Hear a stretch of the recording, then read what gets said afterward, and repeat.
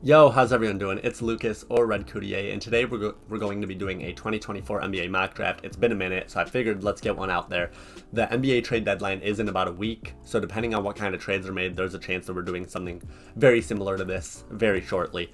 But as you can see, I simulated the lottery here, so this is what we're going to be using in the mock draft. We're on fanspo.com. I suggest it for everyone that wants a quick and accessible way to do an NBA mock draft. We're going to be doing only the first round today, and I am going to be drafting what I would do, not necessarily what I think would happen. If you're new here, I ask that you can subscribe to the channel, drop a like, comment your thoughts. I want everyone to let me know who you want your favorite team to draft in this draft, and I'll put my Twitter or X in the bio, whatever you guys want to call it. But anyways, so the first overall pick, the Washington Wizards. Obviously, they drafted Bilal Coulibaly in last year's draft, and they are kind of just looking for a little bit of everything. I am going to have them drafting Alex Sarr. He's my number one prospect in this class. So with the number one overall pick, I'm going to have them take him. He's a long and mobile big. He's got some stretch potential. He's shown some flashes, like with the ball in his hands. He's a quick processor, good passer for his decision,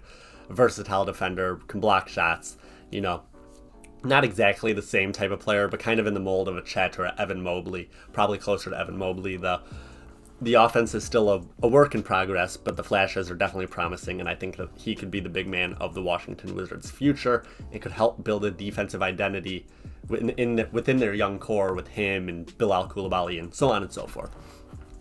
So anyways, the number 2 overall pick, I think that the Portland Trail Blazers are already pretty set in their backcourt with Scoot Henderson in last year's draft. I still think he'll be fine. Shaedon Sharpe, Anthony Simon still there. Obviously, Malcolm Brogdon is still on the team, but I don't think he's a part of their long-term core. But I'm going to have them, so basically I think they need someone in the front court, and I'm going to have them drafting Ron Holland out of the G League Ignite. So 2 years in a row they draft a player out of the Ignite, and Ron Holland is a player that I had questions on coming into the season. A lot of people had him in the number 1 talks. I had him around the 5 spot, 6 spot coming into the season. But he's a great athlete with a high motor. The rapid development over the last 2 years or so has been insane. He was not a creator by any means in high school, and he is showing lots and lots of creation flashes of the G League Ignite. There are flaws and red flags, such as his poor shooting ability and sometimes his decision making, but he's done a better job recently, and with how much he's improved in such a short time, I think that if he goes to a team that'll be patient with him and allow him to work through and play through his mistakes like the Portland Trail Blazers have been letting Scoot Henderson do this year, I think that Ron Holland has arguably the highest ceiling in this class and could be a very good two-way player. Gets to the rim very well, very good athlete, as I said. Versatile defender, can guard multiple positions. So number 2 to the Portland Trail Blazers, Ron Holland.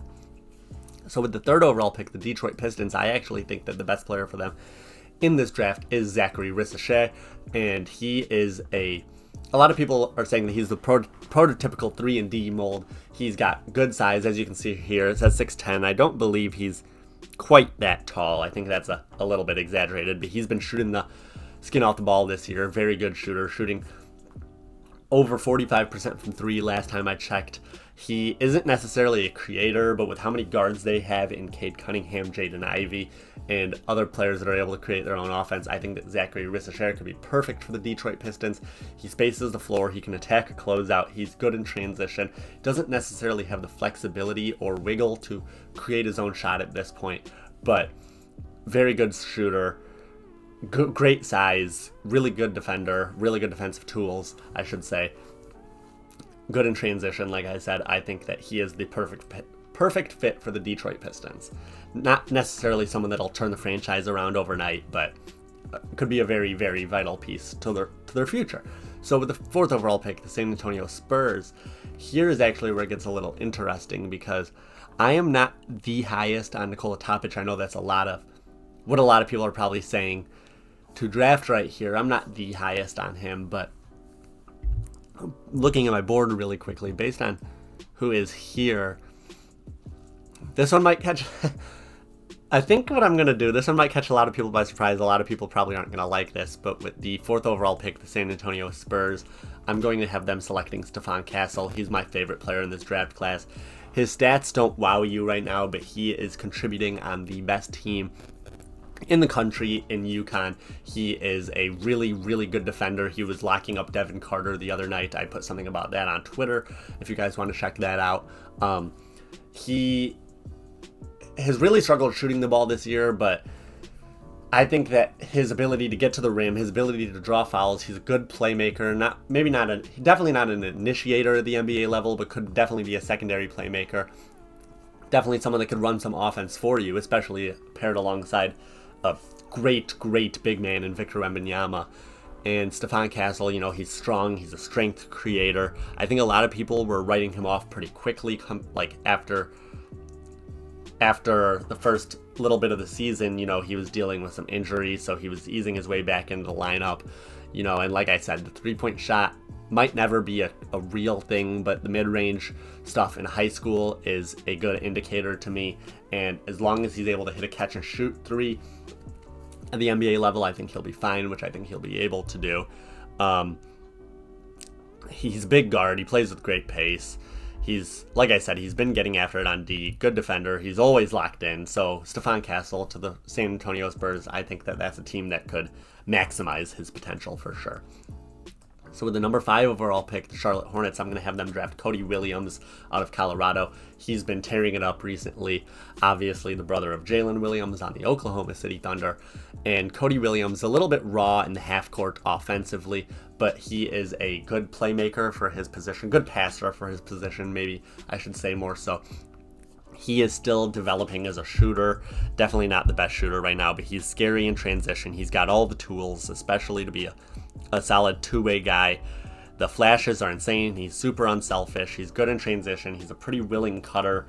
I think alongside a team that already has some pretty good shooters in Brandon Miller, LaMelo Ball, I think that if you pair Cody Williams with them, I think playing off of them could be ideal and could maximize his potential. And obviously that would be great for the Charlotte Hornets. So number 6, the Portland Trail Blazers. Nikola Topic is still on the board here, but like I said, I don't really think they need many more guards. So it gets a little bit interesting here if they took Ron Holland with their first pick. Let's look at their depth chart down here. They've got DeAndre Ayton, they've got Rob Williams, which I'm not sure. Obviously, he's dealing with the injury right now. I'm not sure if he's a part of their long-term plans or not. Jeremy Grant drafted Ron Holland, so I think they could use another forward. And I think that Ron Holland's Ignite teammate Matas Buzelis could be a pretty good pick here. Matas does play a little bit upright, but he's looking a little bit more flexible and had a little bit more wiggle as of recently. He was coming into the season, a lot of people were calling him a big 6'10 guard. That's just not really the case, but he isn't really shooting the ball the greatest of the Ignite right now, but he's got a good track record when it comes to being a shooter, so I still believe in that long term. He's got really good skill for his size. He has been playing a little bit better as of recently, dealt with some injuries during the Ignite season. I think that with their already stacked guard young core, I think that Matas Buzelis and Ron Holland could be a really good draft for the Portland Trail Blazers. Keep the guys connected. So number 7, the Toronto Raptors. Here, I think, is probably where Nikola Topic goes. I think that they obviously have Emmanuel Quickley, but he's not. I don't know if he's really a true point guard, especially not for your future. Has Scotty Barnes as a shooting guard here, but you get it. They've got RJ Barrett. They just drafted Grady Dick. They love size. They love positional size. So Nikola Topic here, I think that with RJ Barrett, Scotty Barnes, Jakob Poeltl, so on and so forth. Obviously, they're kind of resetting after trading OG Anunoby and Pascal Siakam. I think that just at number 7, the upside of Nikola Topic is just too much to pass up here. I think, especially when you're kind of looking for a point guard. Good size. I don't think he's 6'7" like this says. I have some concerns. I'm lower on him because I have concerns about him defensively. He scores at the rim a lot, but he's not a good shooter, so he doesn't really score in the mid-range. He doesn't have a good in-between game. Doesn't really score beyond the arc either, but he's a really good passer, and I think that a team like Toronto that is clearly resetting could be patient with him, and like I said, they love positional size, and Topic has that. So number 7 to the Toronto Raptors. So number 8, the Memphis Grizzlies. I'm not too sure if they would keep this pick, honestly speaking, because obviously they are a better team than their record shows right now, as they've been dealing with a million injuries this year. But this is tough here, because I could really see a guy like Jacoby Walter being another good wing for him, kind of similar to Desmond Bane, kind of. But after trading Steven Adams, I think they're really in the market for a big man. So like someone like Donovan Clingan or Misi or Kel'el Ware. No, Kel'el Ware, that's probably too high for him. Even though I am a big fan of Kel'el, I think that Clingan and Misi fit what the Grizzlies want to do more, is what I'm trying to say. But I do think that Jacoby Walter here is probably just too good to pass up on.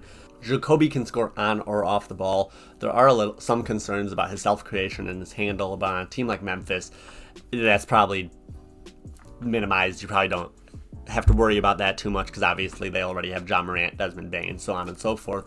So Jacoby Walter here out of Baylor to the Memphis Grizzlies, I like that. So number 9, the Houston Rockets. I think that at this point, Rob Dillingham is probably just too good to pass up. I have a top 5 grade on him right now. Obviously, they just drafted Amin Thompson. Obviously, I think that with Amin's positional size and the fact that Rob is a good shooter, Amin isn't. And I think that they could play together, is the point that I'm trying to get at. Super shifty, super good shot creator, super good in the pick and roll. Robert Dillingham, I mean, you guys know what he does. Thin frame, lacks some size, but Houston's got some pretty good size that it probably wouldn't be that big of a deal. Like I said, at 9, probably just too skilled to pass up on. He can make live dribble reads. His defense is, I mean, what you expect from someone his size, but he's intense. He can be a little handsy and feisty at times defensively, but Robert Dillingham to the Houston Rockets, if they get him at 9, I think that could be a steal for sure. So I've been talking a lot about all these prospects. Once we get out of the lottery, I'm going to be a little quicker about it. So the Atlanta Hawks here at number 10. So this is interesting, because I'm not sure if they will be keeping DeJounte Murray, but Kobe Buffkin is pretty promising. Obviously, probably not someone that you just completely throw into the fire instantly, but I think he'll be pretty good down the line. They've got Clint Capella and Onyeka Okongwu as their big men, of course. Not sure what they're going to do with that. Jalen Johnson has been very, very good for them this season, and obviously Trae Young is super good as well. So looking at my board really quickly, I'm not exactly sure what I would do if I was the Atlanta Hawks. So I would maybe take a swing on upside here and go with someone like, I do see Tyler Smith, and that is interesting for them, I think. But I might take a swing for upside here, because Reed Shepherd is interesting, but then you have 2 super small guards in the backcourt. I don't love that. So I think you take a swing for upside here with Tidjane Salaam. He's been playing overseas, great size, really good, been shooting the ball really well this year. You know, he's going to take some time. He's pretty raw, but super young, could definitely be playing alongside Trae Young. He'd, of course, find him great shots. I think that Salon here could be a pretty solid pick. So number 11, the Oklahoma City Thunder, my favorite team. Oh, we're scrolling up too much. This is where I think it gets interesting. Definitely, I would have them selecting. Of course, as a Thunder fan, I've thought about this a lot, and I would like to see them take Misi out of Baylor. You know, really good defensive big, really good rebounding big. Right now, we just need another big man. I mean, Chet is amazing. Don't get me wrong. Second or third best player for the future, but we just have no backup big to Chet right now. We give Jay Will some minutes, but we definitely need a more legit backup big option with some size. A really good rebounder. Misi's an insane rebounder. Big athletic rim protector. He's a lob threat. I think playing alongside Oklahoma City's playmakers would open up a lot for him in the dunker spot. They'd be able to throw him lobs, run some pick and roll with him. Misi is my pick for the Oklahoma City Thunder. So with the 12th pick here, the Chicago Bulls, I think that they need to definitely reset. I think the Levine, DeMar, Vooch project, experiment, whatever you want to call it, just needs to be over. The person that I'm going to have them drafting here is a bit lower on here. There aren't as many people as high on him as I am, but that's Tyrese Proctor out of Duke. Very smooth. He's got a good handle, really good in the mid-range. I expect him to be a fine shooter from outside, although the percentages haven't been exactly what you'd expect them to be at Duke. like I said, great wiggle, gets to his spots well, super crafty, plays at a good pace. Flexible. I think that in a team like Chicago, I would be taking Tyrese Proctor here under the impression that I'm going to be resetting, trading for other assets, trading for young players, picks, whatever I can get for Levine, Vooch, DeMar. I mean, I'm not sure how high their value is and what they'll get you in return, but Tyrese Proctor is someone that I think that if you completely focus on him, well, not completely, but you get what I mean, prioritize his development. Although the Bulls may not be the best spot for that, I am high on Tyrese Proctor's upside. He's got the shot diet that I like, and I would just like him to be a little bit more assertive down the stretch here with Duke. Number 13, we've got the Oklahoma City Thunder again, and there are obviously still some interesting names up here like Isaiah Collier, Reed Shepherd, Kyle Filipowski, Donovan Clingan, Ryan Dunn, blah, blah, blah, blah, blah, Tyler Smith, and so here I think it's between Kevin McCullough and Tyler Smith, and this is one I've actually kind of been a little bit stuck between because Kevin McCullough is obviously older. He is a super senior. Tyler Smith in his first year with the G League Ignite. I think that Tyler Smith, obviously, as a stretch forward with strength, could be very interesting, like I said, on a team that needs more size, but Kevin McCullough will be ready to step in right away, can play really good defense, has been an improved shooter this year. So with this Oklahoma City Thunder team, hopefully going to be making trades and the moves, the proper moves needed to compete for a championship, I would probably take Kevin McCullough here because I think he's ready day one, and I think that the Oklahoma City Thunder should be trying to contend, obviously, as they are currently the number 2 seed in the Western Conference, but we still have some questionable decisions being made with the team, if that's what you want to call it.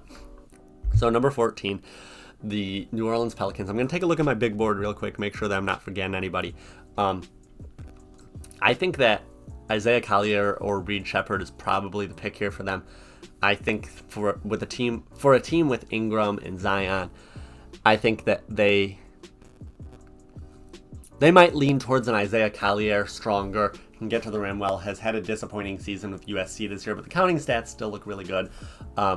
Obviously has ways to go as a shooter, but finishes at the rim well, strong, draws fouls, solid passer, although there have been turnover issues and concerns this season. Isaiah Collier to the New Orleans Pelicans, I'm digging that. So number 15 here, the Miami Heat.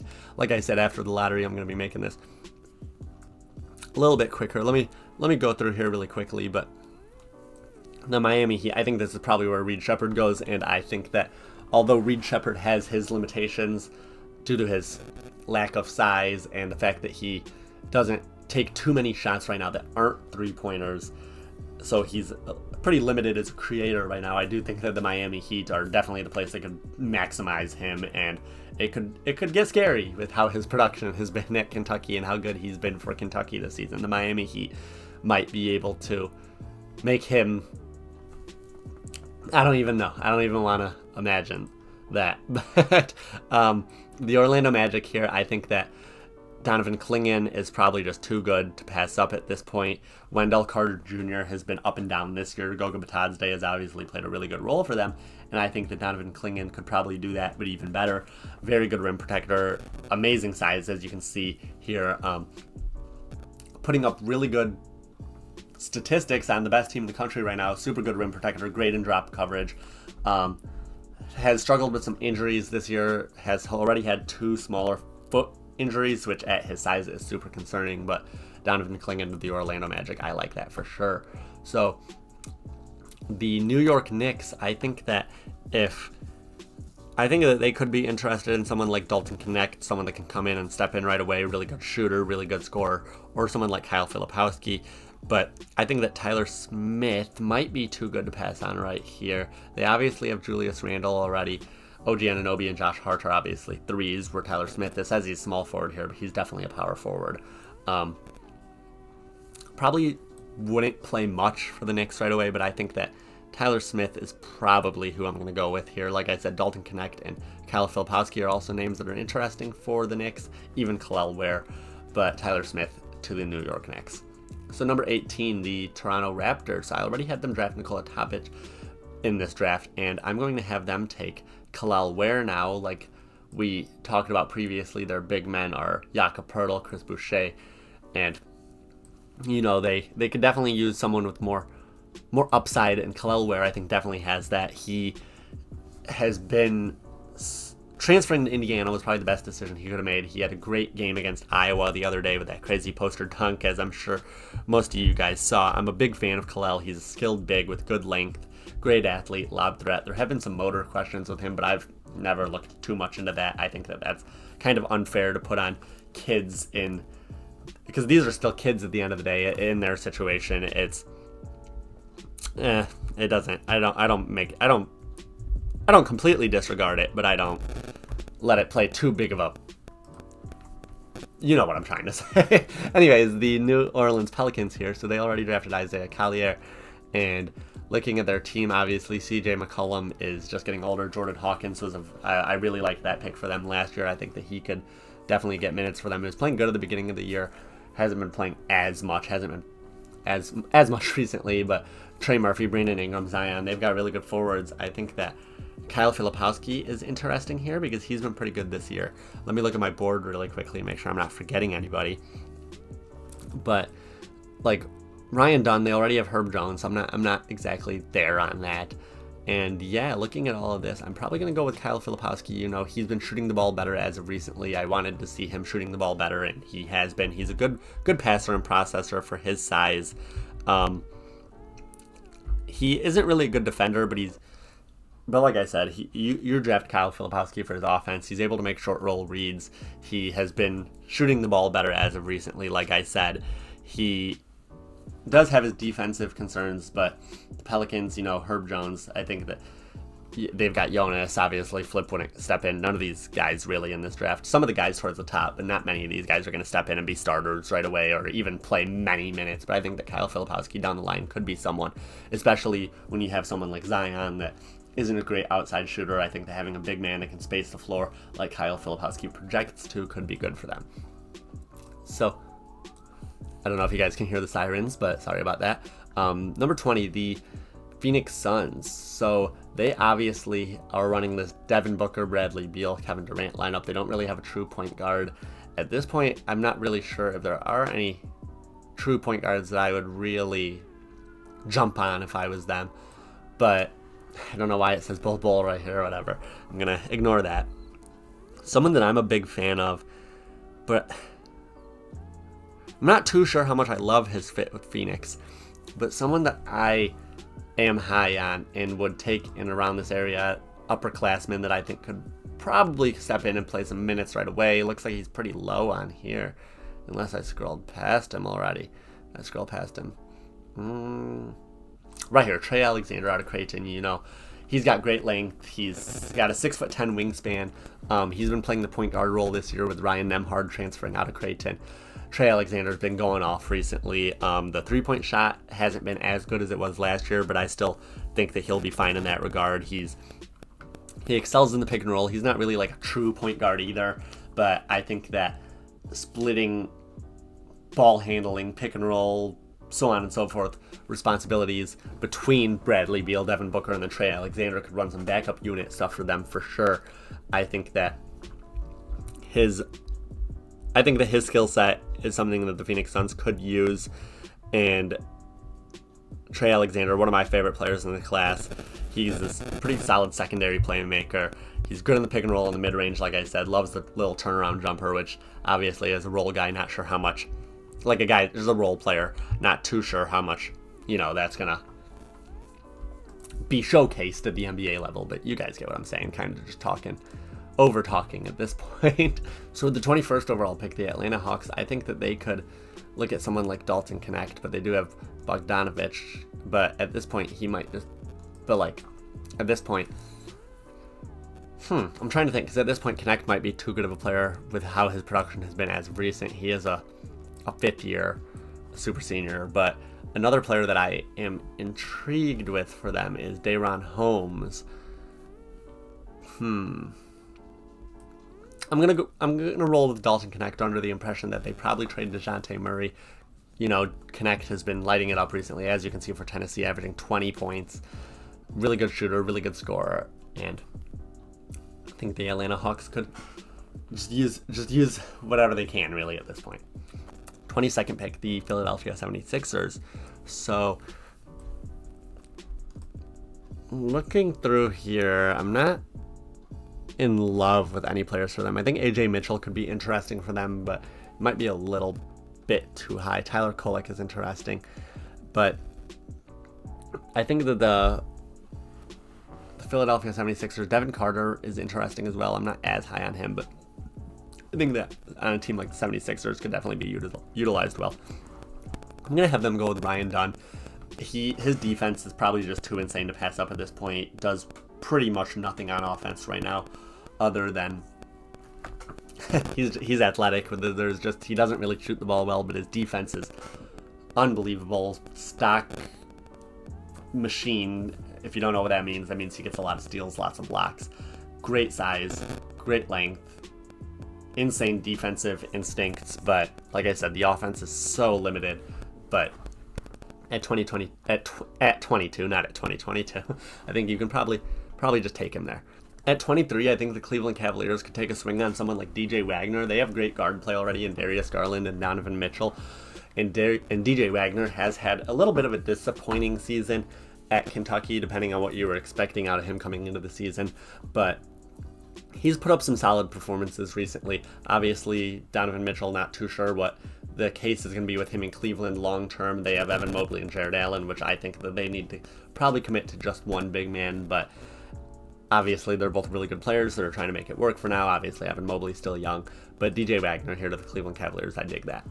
With the 24th pick, it's the New York Knicks. They already drafted Tyler Smith in this, so I'm probably going to have them look more so towards a guard. And so it's between like Bub Carrington and Jared McCain.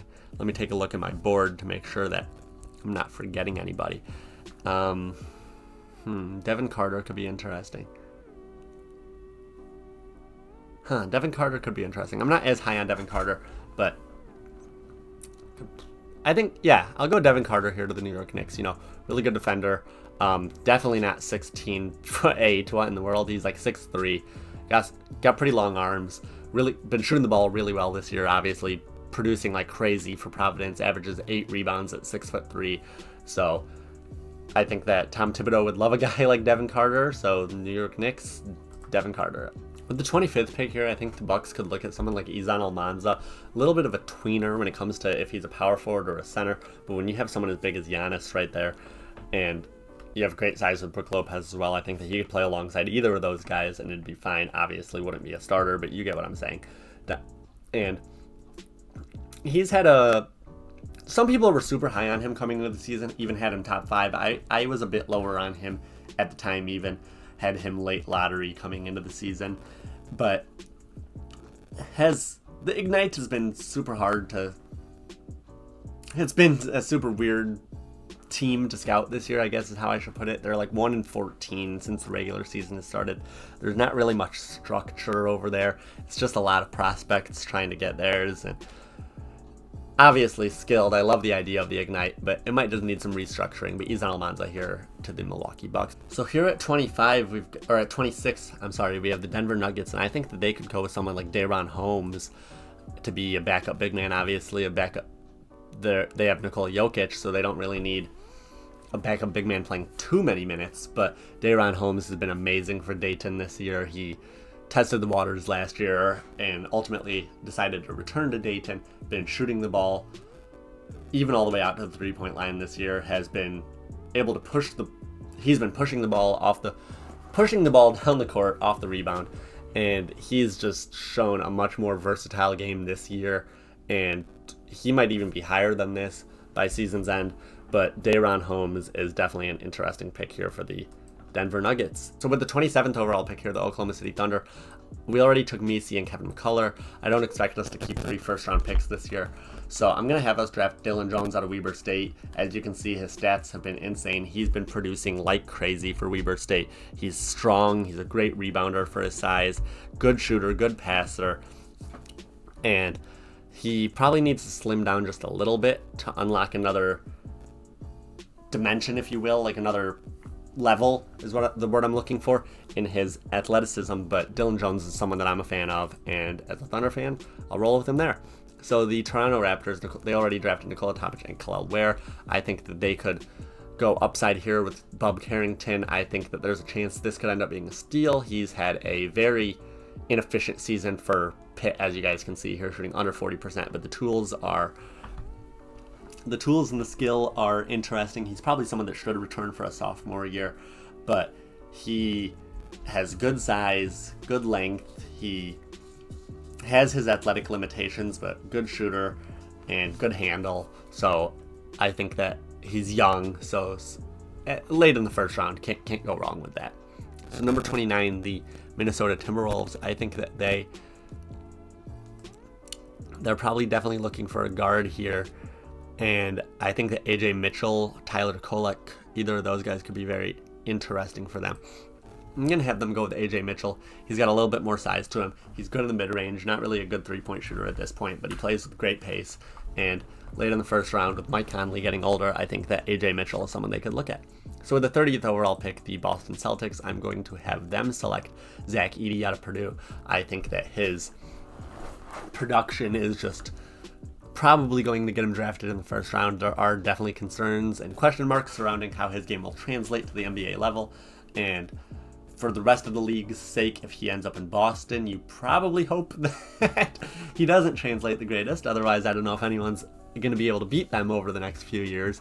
But definitely probably got to get drafted in the first round at this point.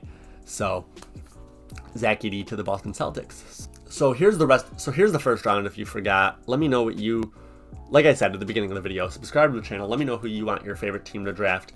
Mock drafts are hard, especially with a draft like this, because I think that teams might draft for fit more than usual instead of best player available.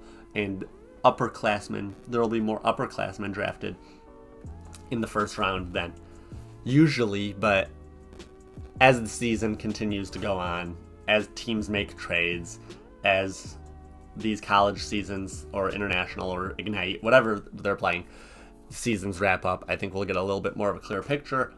And there are some players that I'm already looking at this and thinking, maybe I didn't love that pick, but no big deal. We've got months still to evaluate. So I thank you all for watching, and everybody have a good rest of your day, and peace out.